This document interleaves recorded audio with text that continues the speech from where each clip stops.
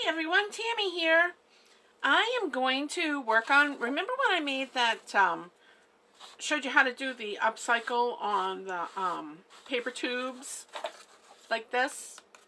And we turned them into little pockets, and then I did the Valentines.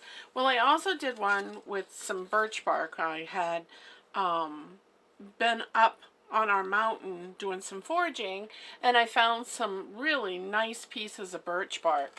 And so I collected them, and then I decided that I was going to put these little pouches on them, and then I'm going to fill them.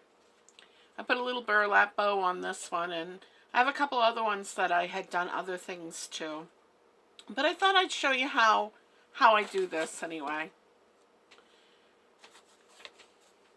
Starts off with paper tube. Then I take some felt or fabric, anything of my choice. I glue the paper tube on at the bottom. I just pinch it closed. I put run hot glue just along one side, and then I pinch it to hold it closed so that it creates a nice little smooth bottom. And then I'll cut felt or fabric, or I can paint them. I do just anything I want to them to create these nice little pouches. Then after I get the pouch, this particular one, I drilled holes inside this birch on the back, and I ran this hanger through it so it's nice and tight, and then I hot glued this pouch to the face of it. Put my little bow on, some jute. She's ready to go. And when this is hung, this will come up. If I don't like the way it hangs, see how it comes forward a little bit? Then what I'll end up doing is, after I get the weight in it, if it doesn't really hang the way I want, then I'll put some hot glue or some E6000 to hold that apart, and then that will keep it so that it's flush. All right, now the fun part begins. Oh, I wanted to show you. If you can't find nice little pieces of birch like that, you know, birch peels off just like paper. And so you can take it, and you don't have to put that on it. You can actually take it and glue this in strips right around and give it that illusion of being a piece of birch. Isn't that awesome? And just go all the way down through, and you can make it look as rustic as you want. This just keeps peeling off and peeling off. You have to take your time, but it peels off like paper, and this whole piece will come apart. You could take this piece if you wanted to, and gently, you'd probably want to gently fold it to get it to crease, and then you could wrap it around and use the whole piece. But I think that's kind of wasteful myself. I'll tell you in all honesty, I'll take the time and just strip off strips and take it apart that way, and then put the strips on. It will go so much further for you, and it's not so stiff. It's a whole lot easier to work with because this is really, really thin. Just sharing. Up to you. Do it whatever way, you know, works for you. I used to do a lot of fancy porcupine quill work, and I did it. I don't know who we are. I did it on birch. I used to use birch. I made boxes and things. I don't see that well anymore, so, you know, the eyes are getting old. I don't do that kind of work. Just on occasion I'll do it just for pleasure, but not in my crafting. See? Really, really easy, and then you can add it on, and it gives you a really nice little pouch. You can do so many things with these. As I always say, really your limit is your imagination. That's the only thing that can hold you back. And then I have this beautiful box full of foraged goodies that I brought down off the mountain that I've dried up, and this is where I go picking to decide what I want to put in there to bring some color and bring it to life.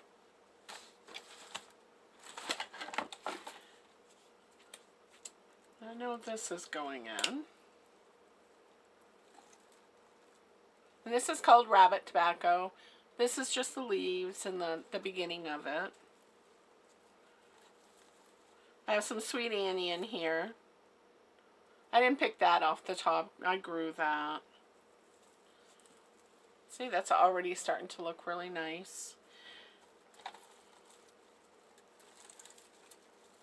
Oh, we got some tansy and some rabbit tobacco blossoms. That's what these are. I try to put them in little bundles so that all I have to do, because they can get kind of fragile as they dry up. So if you pre-bundle them and get them ready, then they're all set. I don't know. What else do I have here? Oh, this is sweet fern. That sweet fern would look really nice in there too. Let's see what I have. This looks like stems from sweet fern that I cleaned up because it's a medicinal, a skin wash that I use in a really nice tea. Migamuck and Passamaquoddies and native tribes around this area use it an awful lot. Yeah, I kind of really liking that. So I guess I'll take a little bit of each and see what I can work up.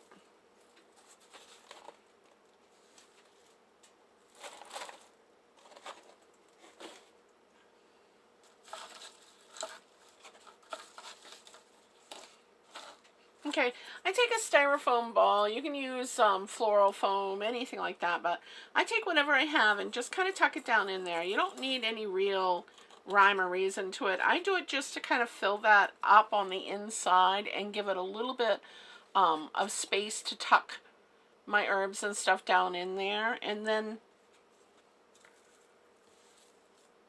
I will put a little bit of deer moss, or I want to put that Sweet Annie in the back because that's the tallest, so we would want that to be what stands out, right? Just my thought. I mean, everybody has their own way of doing things, and no way is right or wrong. It's just your style, your way. Oh, I love Sweet Annie. It is one of the most beautiful smells that you could have, especially during the winter months when you're craving that outside woodsy, earthy kind of scent. Oh, Sweet Annie brings it to you. Tuck in a little rabbit tobacco. And the one thing about these is I don't fill them full of glue. And the reason I don't is because, you know, dried herbs and plant matter do become fragile over time. And so you're going to want to change it. Or maybe you want to change it to the season. This doesn't have a particular season to it. So if I wanted to dress it up for Valentine's, Easter, Christmas, I can take in, add, pull out, do whatever I want to with it. And I want the people that get it to be able to do that also. So I try not to put any glue in it. I don't want those things to be fastened too much. And when you use your little dried pieces, fluff them up a little bit, you know. You don't want to put them in there all flat and sad looking. You want them to be happy and looking like they're enjoying the home they're going to. Oh yeah. Tell me that doesn't look sweet.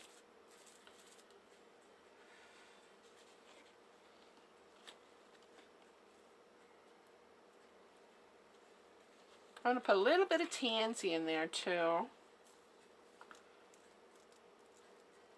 Actually, I probably should put that whole cluster in there because if I take that apart, although I'm really kind of liking it the way it is.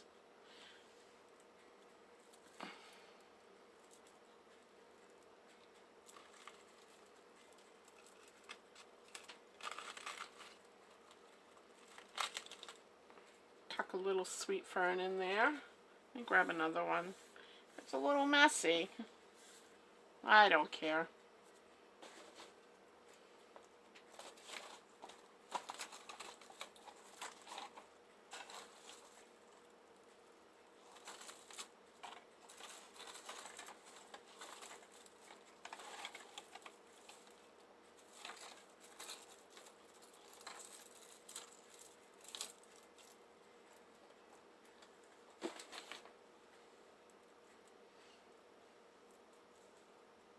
Sweet Fern will be one of the ones that, well, I have a video on it already, what it looks like and stuff, down in my files from last summer in my videos, but I'll do another one this year and try to go through and share a little bit of what it can be used for, or what people have used it for.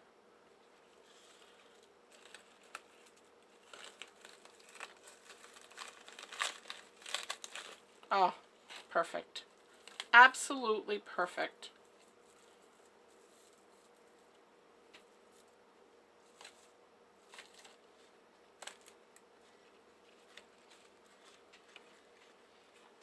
I love it. What do you think? Isn't it awesome?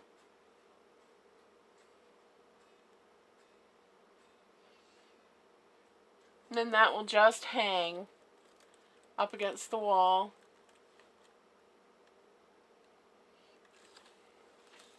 Okay, remember, it all started with a paper tube. You can do so many things with those paper tubes. Don't toss them out. They make wonderful, wonderful, wonderful little tools to do many other crafts.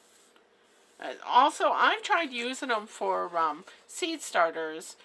Dakota and I used them last year, and they did okay. Only thing I found out about them is if you keep the cardboard too wet, they tend to get moldy. So remember that if you do try to do that. If you keep it, you know, only the soil on the inside of it damp, then they do okay. Alright guys, I hope you enjoyed this. Don't forget thumbs up. If you're a subscriber, thank you. I can't thank you enough. If you haven't subscribed, please go ahead and click that button. And don't forget to ring the bell. When you click on the bell, it's going to give you notifications of when I do my next video. Not sure about what I've got planned for tomorrow, but I'll see you then.